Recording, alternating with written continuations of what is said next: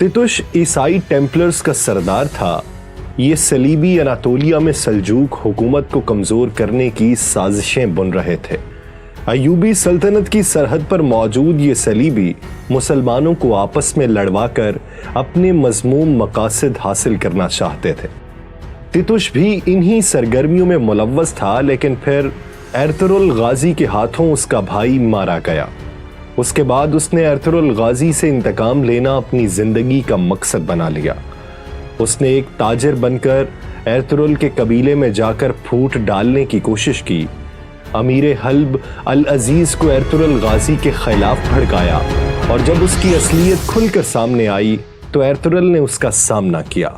सलीबी कले में एर्तुगरुल गाजी ने हमला किया और तितुश को बुरी तरह शिकस्त दी। तितुश भाग गया और फिर एर्तुगरुल और उसके भाई गुलदारू ने उसे पकड़ लिया और कत्ल कर दिया। उस्ताद आजम पेत्रोचो ईसाई सलीबियों का रहनुमा था। उसने पोप और दीगर बड़े ईसाई गिरोहों को मुत्तहिद किया। उसका मकसद था कि किसी तरह बैतुल मक़दस मुसलमानों के कब्जे से वापस छुड़ाया जाए। जब पोप ने, जो तमाम ईसाइयों के सरबराह थे, उन्होंने इस इक़दाम की मुखालिफत की तो पेत्रोचो ने उसको रास्ते से हटाने के लिए साजिशें शुरू कर दी और फिर अपनी मर्जी का पोप बनवाने का प्लान बना लिया। पेत्रोचो मुसलमानों के खिलाफ बुग़्ज़ से भरा पड़ा था। उसको जब इल्म हुआ कि इब्ने अरबी एर्तुगरुल की रूहानी मदद कर रहे हैं तो वह एर्तुगरुल के खिलाफ हो गया। उसका मकसद था कि एर्तुगरुल उसको इब्ने अरबी तक पहुंचा दे। पेत्रोचो ने तुर्गताप पर भी मजालिम के पहाड़ तोड़े और कोशिश की कि उसे भी ईसाई बना ले, लेकिन कामयाब ना हो सका। जब एर्तुगरुल ने सलीबी कला फतह किया तो तुर्गताप ने पेत्रोचो को कत्ल किया। कुर्दोगलो, सुलेमान शाह का मुंह भोला भाई। कुर्दोगलो ऐसा शख्स है जिसे सबसे ज्यादा नापसंद किया गया है। सुलेमान शाह के खेमे में रहते हुए उसने कबीले से गद्दारी की। कुर्दोगलो का मकसद कबीले की सरदारी हासिल करना था, लेकिन अपनी तमाम तरकमीनगियों के बावजूद वो इस मकसद में कामयाब न हो सका। उसने पहले सल्जूक गद्दार कारातोइगर का सहारा लिया, लेकिन वहां से नाकामी के बाद ईसाई सलीबियों और उस्ताद आजम के हाथ की कठपुतली बन गया।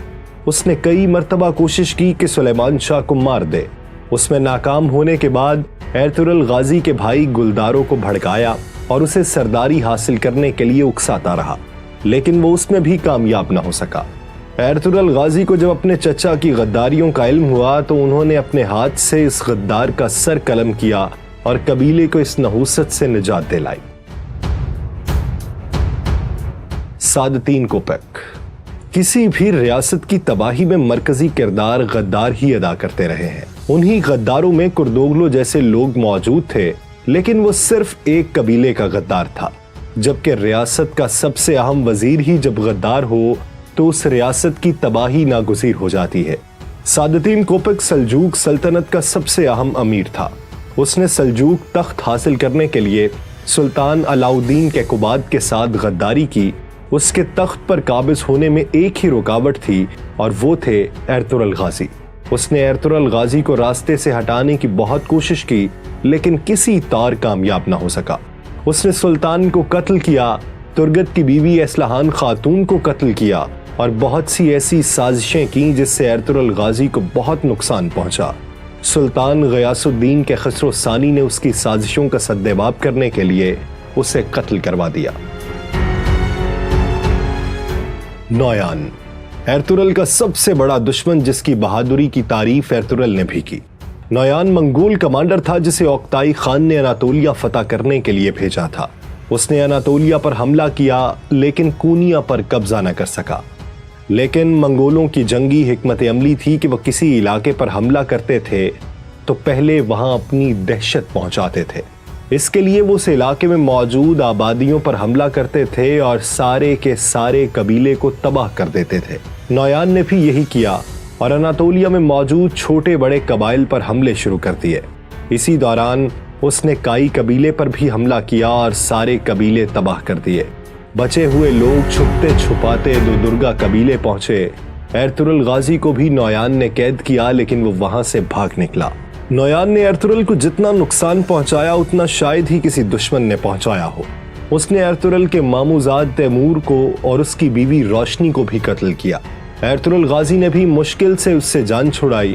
جب ایرترل غازی اوکتائی خان کے پاس گئے تو نویان ان کے ساتھ تھا، اور اوکتائی خان کے وفات کے بعد نویان نے کوشش کی کہ ایرترل کو شہید کر دے، لیکن ایرترل غازی اس سے بچ کر واپس کونیا آ گئے۔ یہ نویان ہی تھا جس نے کوسے ڈاگ کی جنگ میں سلجوکیان روم کو شکست دے کر اناطولیہ پر قبضہ کر لیا تھا۔ گمستکن بے سلجوک امیر سعادتین کا خاص آدمی تھا۔ اردو ٹرانسلیشن میں اس کا نام مہردین بلایا جاتا ہے۔ دودرگا قبیلے کے سردار کرکت بے کی بیوی آیتولن اس کی بہن تھی۔ اس عورت نے کرکت بے کو مکمل طور پر اپنے جال میں جکڑا ہوا تھا۔ گمستکن بے کی بیٹی گونچا گل خاتون ایرترل غازی کے بھائی گلدارو سے شادی کرنا چاہتی تھی۔ ان کا مقصد دودرگا اور کائی قبیلے پر قبضہ کرنا تھا۔ گمستکن کو امیر سعادتین نے یہ ذمہ داری سونپی تھی کہ وہ کائی قبیلے میں پھوٹ پیدا کرے تاکہ ایرترل سے نجات مل سکے۔ اس کی بہن آیتولن خاتون نے کرکت بے اور اس کے بیٹے کو اپنی مٹھی میں جکڑ لیا، اور پھر جب کرکت بے کو اس کی اصلیت کا پتہ چلا تو اس نے انہیں قتل کر دیا۔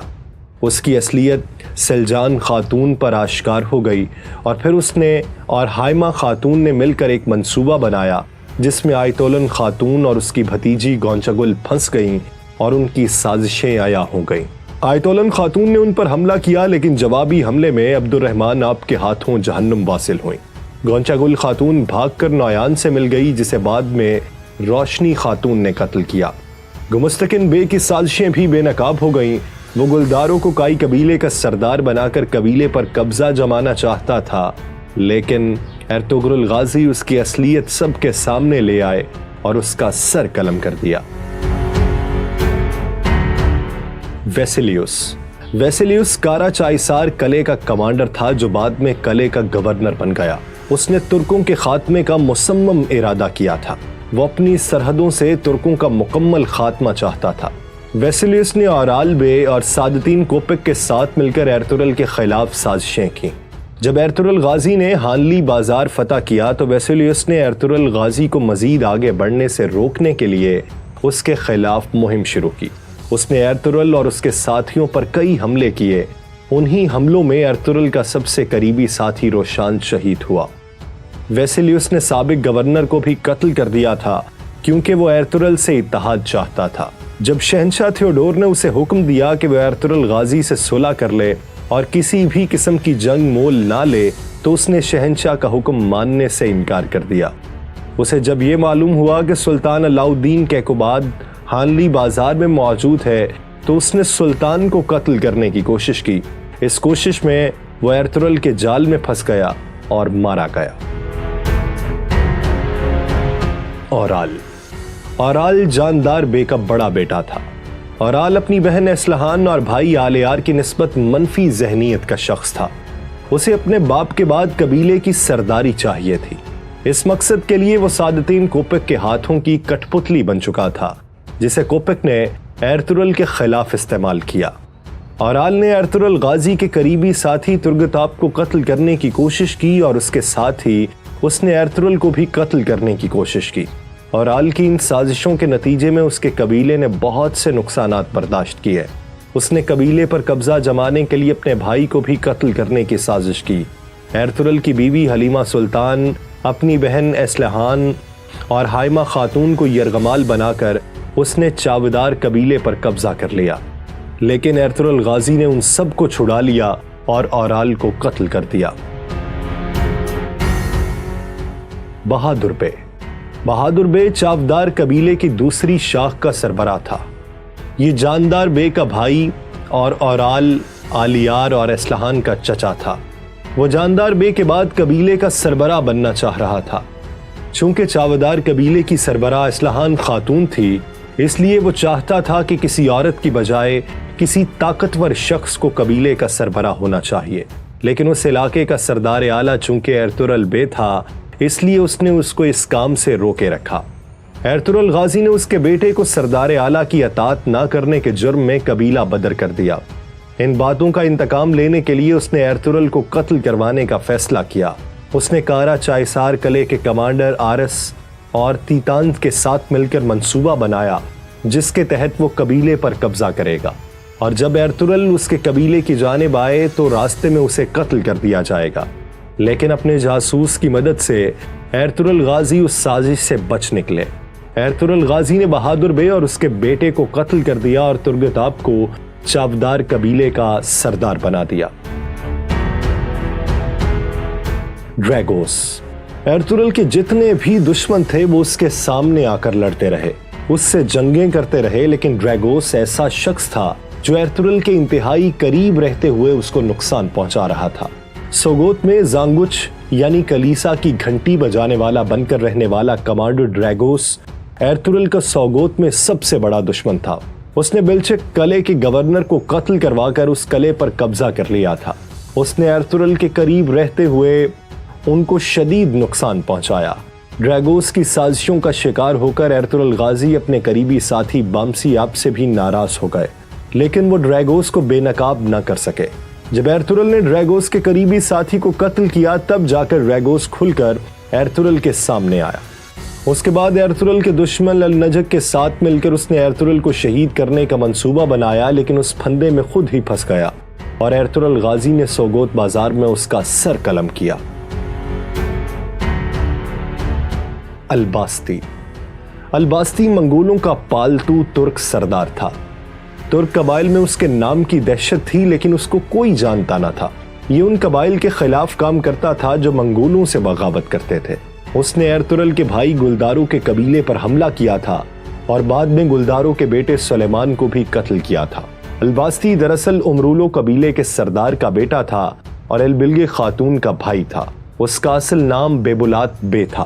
اس کی اصلیت تب آشکار ہوئی جب اس کی بہن نے اس کے خلاف ایک جال بچھایا اور یہ اس میں پھنس گیا۔ تب ہی گلدارو بھی وہاں آ گیا اور وہ راز افشاں ہو گیا۔ الباستی وہاں سے فرار ہوا اور پھر ایرک بوکا کے ساتھ مل کر اس نے ایرترل کے خلاف جنگ کی، لیکن بعد میں ایرترل غازی نے اسے قتل کر دیا۔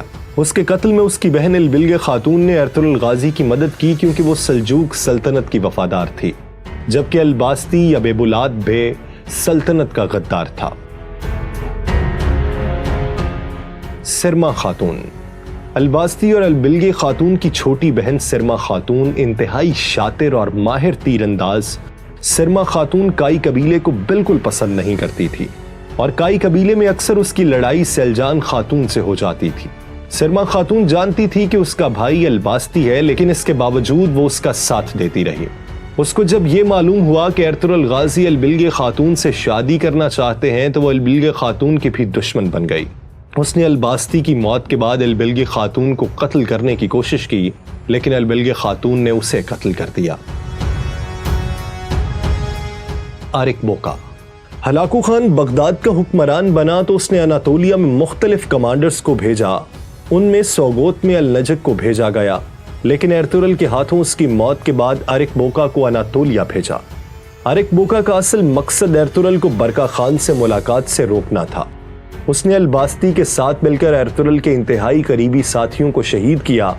اس حملے میں ترگت آپ بری طرح زخمی ہوئے، جبکہ دمرل آپ اس حملے میں شہید ہو گئے۔ آرک بوکا نے برکا خان کے پیغام رساں کو قتل کر کے اس کی جانب سے بھیجی جانے والی امداد قبضے میں لے لی۔ جب ایرترل غازی برکا خان سے ملنے گئے تو آرک بوکا اس کے پیچھے گیا۔ وہاں اس نے ایرترل پر حملہ کیا، لیکن یہ برکا خان کی چال میں پھنس گیا اور جوابی حملے میں مارا گیا۔ ناظرین، اگر آپ اس طرح کی مزید ویڈیوز دیکھنا چاہتے ہیں اور تاریخ پر نظر رکھنا چاہتے ہیں تو کمنٹ سیکشن میں ہمیں اپنی رائے سے آگاہ کیجیے۔ ہم اس سے متعلق معلومات